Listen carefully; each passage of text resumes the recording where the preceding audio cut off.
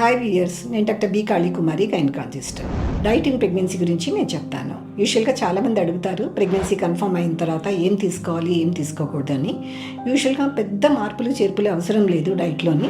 కాకపోతే ఎర్లీ ప్రెగ్నెన్సీలో వామిటింగ్స్ ఉండేటప్పుడు స్పైసీ ఫుడ్, ఆయిలీ ఫుడ్ తగ్గించుకోవాలి.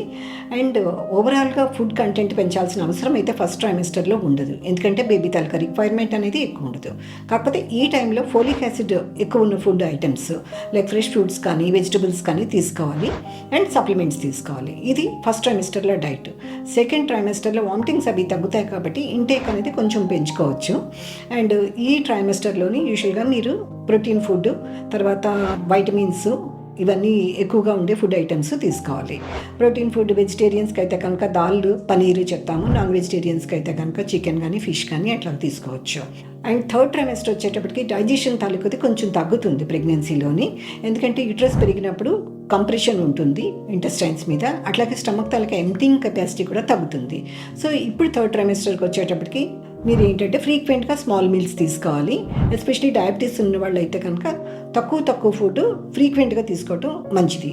అట్లాగే డైజెషన్ కూడా కొంచెం బాగుంటుంది.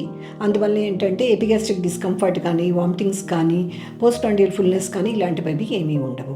సో డైట్ అనేది పెద్ద మార్పు ఉండదు ప్రెగ్నెన్సీలోని.